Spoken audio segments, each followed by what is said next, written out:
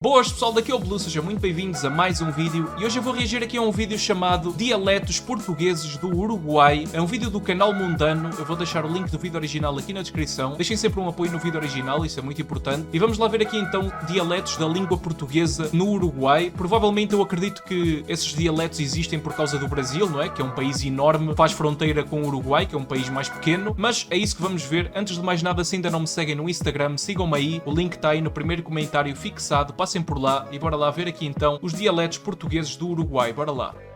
Fala, tudo certo? Eu sou o Randall Bergamasco e seja muito bem-vindo ao canal Mundano. Galera, vamos trazer hoje para vocês mais uma pauta que foi recomendada nos comentários. Aliás, surgiram pautas, a gente vê quando ela é viável, quando ela é interessante. Nesse caso, inclusive, era um assunto que eu nem sabia. Eu fui pesquisar sobre, eu olhei. Realmente dá para fazer um vídeo sobre isso. Você sabia que no Uruguai também se fala uma variante do português? Ou não? Ou sim? E é justamente sobre isso que falaremos nesse vídeo, sobre os dialetos portugueses do Uruguai. Vamos lá, mas antes, roda a vinheta.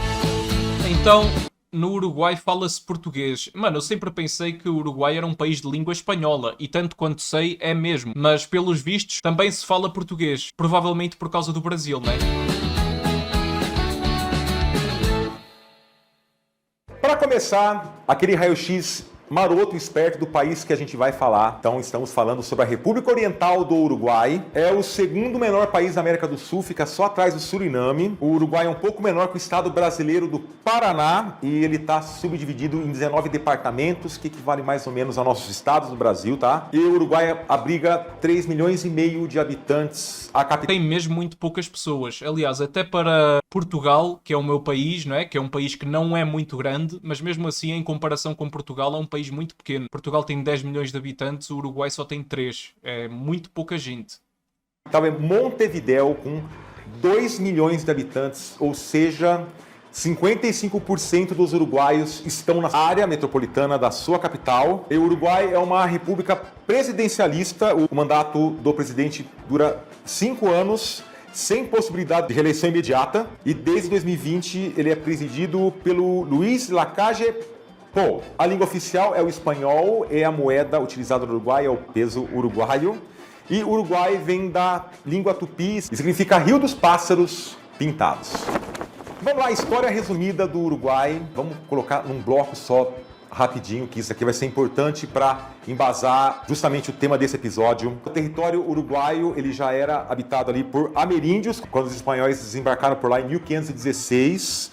E sob forte resistência dos nativos, tá, gente? E, historicamente, o Uruguai ele se tornou uma zona de discórdia entre o Império Português e o Império Espanhol. E ambos fundaram vários assentamentos para justamente legitimar. Eu não sabia que Portugal tinha tentado ficar com o Uruguai, eu não sabia disso. Tá? A tomada, a posse dessas terras. E um fato importante, o atual norte do Uruguai, tá, gente? Ela era, digamos assim, uma terra de ninguém, ou seja, não era muito bem definido quem era dono dali, tá? E os primeiros núcleos foram de colonos portugueses, que falavam português, mas já com bastante influência do espanhol e das línguas nativas. Guarde isso, tá?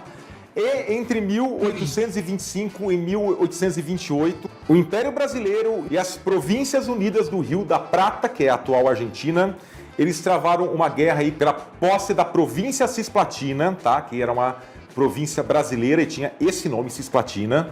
Só que o desfecho dessa história é interessante porque nenhum dos dois lados conseguiu o seu objetivo, que era tomar o local. Muito pelo contrário, surgiu um terceiro país, que é justamente o Uruguai hoje. E o Uruguai, ainda no século XIX, passou por uma guerra civil. No século XX, ela também teve aí um período ditatorial de 73 até 1985. E aí sim, quando os civis voltam a governar o Uruguai. Okay. Agora vamos falar sobre o espanhol uruguaio. Lembrando que o espanhol ele é oficial no país, língua oficial é uma língua definida na Constituição. Então a Constituição define qual é a língua oficial, no caso do Uruguai, é o espanhol. E a variante falada por lá, ela é conhecida como espanhol rioplatense, que ela também é falada na Argentina. Só que mesmo na Argentina e Uruguai você tem diferenças no vocabulário, apesar de países próximos e variantes bastante próximas também. O espanhol do Uruguai, assim como o argentino, eles utilizam um recurso que é conhecido como voceo, ou seja, você usa com frequência o vos, que seria o vós em português, e não o tu ou os te que é você. É muito comum você... Isso é mais ou menos comparável ao que acontece entre o português europeu e o português brasileiro, porque nós aqui normalmente usamos o tu e no Brasil geralmente usa-se mais o você, não é? Isso é uma coisa muito interessante, na verdade. Preferir a vos, ao invés de você dizer tu eres, eles dizem vos sos, ou vos tenés, em vez de tu tienes. E além do voceu ou voseu... Isso é quase a mesma coisa que entre o português brasileiro e o português de Portugal, exatamente.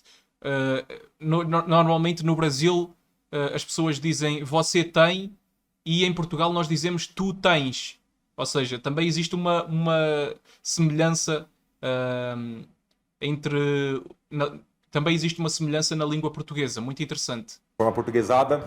Há uma outra característica que eles chamam de yeísmo reilado, ou seja, o L ele tem o som mais ou menos de J, tá? Na Argentina também é assim, boa parte da Argentina também é assim, diferente de outros países que o L duplo ele tem um som parecido em português com o do nosso LH, tá? Então esse é o yeísmo reilado. E mesmo no Uruguai, o espanhol não é uniforme, apesar do país pequeno e pouco populoso, pode haver variações dentro do seu território, tá, gente? E uma grande curiosidade, o Uruguai é o único país do mundo que o ensino da língua portuguesa também é obrigatório, isso desde 2008. Muito interessante, não fazia ideia disso. É o único país não lusófono, ou seja, que não tem a língua portuguesa como oficial, que ensina o português nas escolas de maneira obrigatória. Muito interessante, não sabia disso. Mas isso significa que o Uruguai foi muito influenciado por Portugal e principalmente pelo Brasil, não é? Bom, antes da gente continuar, gente, por favor, peço para vocês, rapidinho, deixa um joinha pra gente. Assim você faz o YouTube recomendar mais esse vídeo. E se você não fez isso ainda, por favor, inscreva-se no canal e ative o sininho para você receber notificações de novos vídeos. Segundo as nossas estatísticas do YouTube, aproximadamente metade dos nossos views são de não inscritos, tá? Então, por favor, se você vê com frequência nossos vídeos ou esporadicamente, assuntos que você gosta mais, não tem problema. Se inscreve e ative o sininho, porque você vai receber notificações de novos vídeos e você escolhe se você quer assistir ou não, tá? Mas faça isso. Já fez isso? Agora sim. Vamos continuar o vídeo. Agora sim, falaremos sobre o português uruguaio. Nos meios acadêmicos, gente, essa variante ela é conhecida como DPU, que são os dialetos portugueses do Uruguai. Dialetos portugueses do Uruguai, não fazia ideia que isso existia. E de maneira pejorativa é conhecido como portunhol. E segundo... isso é a mesma coisa que nós fazemos na Espanha. Ou seja, aqui em Portugal, quando eu vou à Espanha, eu normalmente falo portunhol, que é... Basicamente eu falo português com sotaque espanhol para ser mais fácil os espanhóis entenderem o que eu digo. É aquela mistura de português e espanhol. Aliás, nas regiões de fronteira as pessoas falam muito portunhol, entre Portugal e a Espanha também. Ministério da Educação... Não sabia que isso também existia na América Latina, mas faz todo o sentido agora que eu penso nisso. Da cultura do país... 15% dos uruguaios falam essa variante como língua materna, ou seja, é a língua que eles falam com seus pais em casa, a primeira língua que eles aprendem, tá? Quando criança. Esses falantes de português uruguaio, eles estão localizados mais em 5 províncias ao norte do país. E a presença do... Pois é, próximo da fronteira, não é? Faz todo o sentido. DPU, tá? Vamos usar essa sigla então, dialetos portugueses do Uruguai. Ela foi documentada pela primeira vez por um linguista, o José Pedro Ronan, que ele pesquisava o espanhol do norte do país, e ele relatou que a língua que era falada na fronteira com o Brasil, ou próximo da fronteira com o Brasil, era uma mescla de português e espanhol, que nem todo falante nativo de espanhol ou falante nativo de português conseguia entender. Tinha total compreensão dessa variante, e ele notou que quando você adentra mais ao território uruguaio, há outras variações, o DPU também tem outras variações do próprio Uruguai, tá? Só que aí sim, um outro linguista, o Adolfo Elissaicin, também uruguaio, ele nomeou essa variante justamente de dialetos portugueses do Uruguai, DPU, mesmo que não tenha um consenso geral entre linguistas dessa denominação, tá, gente? E mesmo não sendo tratado diretamente como um dialeto da língua portuguesa.